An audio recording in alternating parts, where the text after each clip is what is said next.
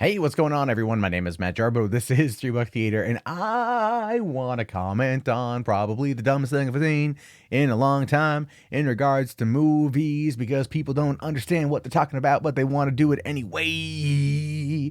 Hey, look, I'm a full-time YouTube commentator. I've said a lot of dumb things on the internet. Trust me. A lot of dumb things. A lot of dumb things. But that being said, I don't personally think I've said anything in regards to pop culture as dumb as this particular piece from Vox that went up today titled, "Why the Marvel Cinematic Universe Feels Empty.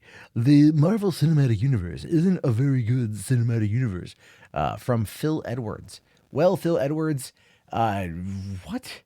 What are you talking about? The Marvel Cinematic Universe it feels empty.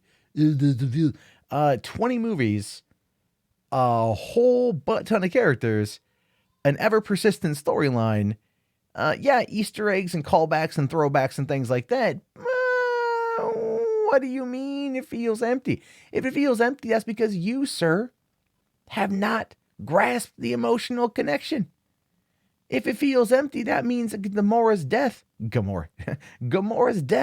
Infinity War literally meant nothing to you.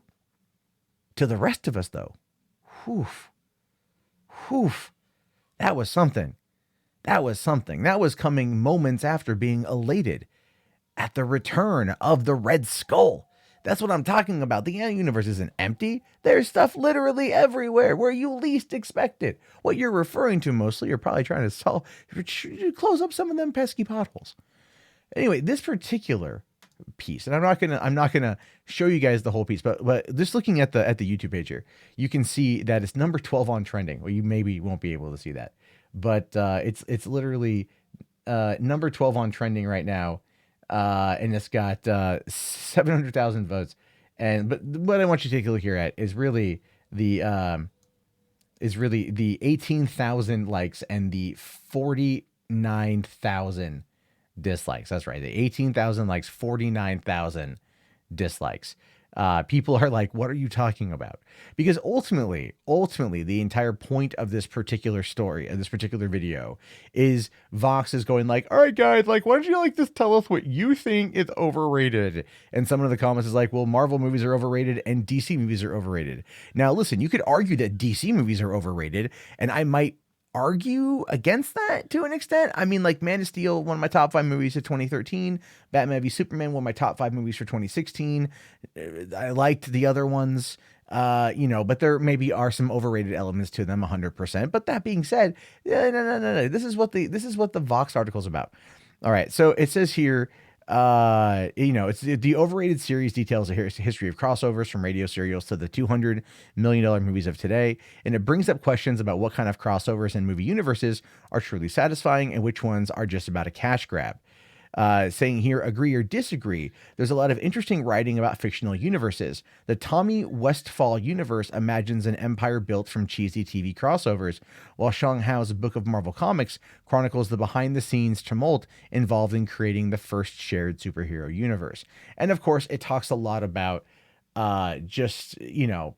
the comic book history, the characters, when they came together, what year it was. But what the most interesting thing about this, and probably the stupidest thing about this, is it opens by talking about the 20 films, right? It opens talking like, oh, it's a Marvel Cinematic Universe, has 20 movies, you see, right? It's something never done before, never heard of. It's amazing, it's magic, it's wonderful, it's wild. I don't even know what voice that is. But the point is, it's saying it.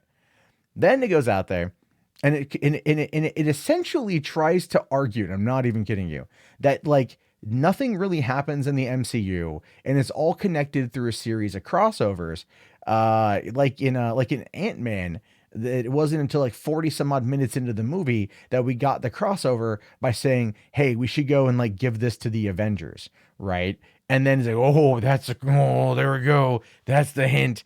Never mind the fact that the entire concept of that argument was like, basically it was Scott Lang not knowing anything about this world he had just stumbled into, meeting Hank Pym, not knowing Hank Pym, we used to work at S.H.I.E.L.D., not knowing Hank Pym did not get along with them right now and does not want to give them the technology that he has. He's very anti-government, and there's a good reason for that. That's all explained in the movie.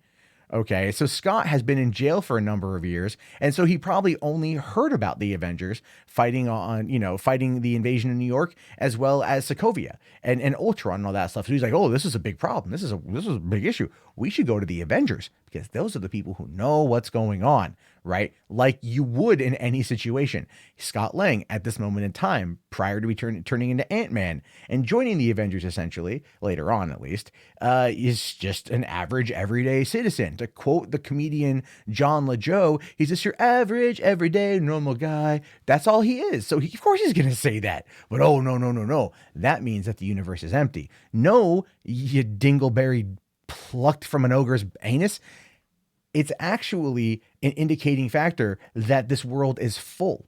It is. The world is full, right? It doesn't feel empty when you can go to the cosmos and still get references. It doesn't feel empty when you go and you look at Thor: The Dark World in 2013, and they're fighting dark elves, and then like 8 months or 10 months later in Guardians of the Galaxy, when they go to the Collector's universe or the Collector's hovel, whatever office, whatever you want to call it, right? They find a dark elf right there. Yeah, there's a callback, but it also shows you that this world has a lot more going for it. This universe has a lot more going for it, and these characters tend to find themselves connected in more ways than one. One of the things I really enjoyed about Avengers Infinity War, and what I'm going to be looking forward to in Avengers, whatever this next one is called, is that the Russo bros made sure that they want to start tying up all the loose ends that have been put together in the first 20 films of the Marvel Cinematic Universe. They want to shore everything up and then send it off towards the next 10 years, towards the next phase or phases, right? So they're filling it with things. They're filling it with people. They're filling it with subplots. They're filling it with storylines. They're filling it with all of these things. That's the very opposite of loneliness. That's the very opposite of trying to argue. It's now one of the key things here. And again, he uses the Tommy Westphal snow globe, right? That old theory that everything, all these TV shows are connected and they all exist in Tommy's mind and they're all contained in the snowball, right? That's essentially the argument for that there. But again, it's not like that. It's not like one character from one show appears in another show, which then connects them in that universe. The connections that are here oftentimes are significant and with reason. All right. But again, and this just completely destroys his argument entirely, is instead of actually assessing the Marvel Cinematic Universe in the 20 films specifically, which again, he at the very beginning of this thing, he said that. At the very beginning of this, he made that claim. He talks about the X-Men universe, Fox's X-Men films, as if those are, I know they're Marvel, but did he get those confused with Marvel Studios? Which, I mean, not to like, toot my own horn being a Marvel Cinematic Universe aficionado. Those aren't the same damn thing. Now, granted, Fox's Marvel films, the X-Men franchise, kicked off this modern age of comic book movies. And thankfully, X-Men from 2000 is still, to this day, 18 years later, a fantastic marvel of a cinematic going experience. It's still wonderful. Follow that up with X-Men 2, and it's even better. And we get to X-Men 3, and we don't really talk about that. But those are all a different thing. Then, of course, you jump into the whole First Class scenario, and then Days of Future Past, and then now they're together, but some of them haven't really aged very well. And then, of course, just in First Class in general, the first one is in 1963, the second one's in 1974, the third one's in 1983, and this one's in the early 1990s. So, of course, over the span of 4 movies in the span of simply 7 years, or well, by the time it comes out, it will be 8 years nearly. It's spanned 4 decades, and these mofos ain't looking any older, right? But you make a reference about that, and the trying to shoehorn continuity by showing the little cameo appearance from Deadpool 2. The joke, you went over your head, sir. Phil, the joke went over your damn head. Like I think you looked at that way too literally. The joke, I don't even want, if I explain the joke, it kills it, but I'll explain it anyway.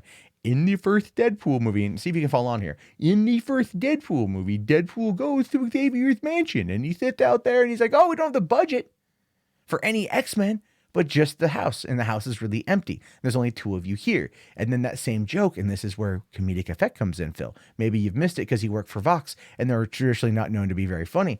But in the second one, he's there. and he's still rolling around. It's a school for gifted children, yet there's no children. Still making cracks about the studio and about the budget. And that's when we see the cameo of all the other X-Men shutting the door as to not let him know that they're there. That's the joke. And again, me explaining it kind of ruins it.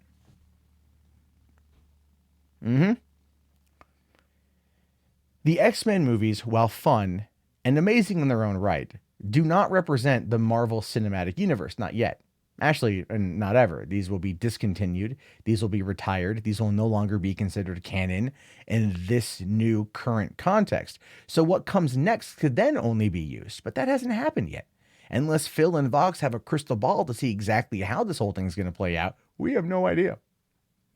And it's entirely possible that Disney could connect them, but you know they're not going to.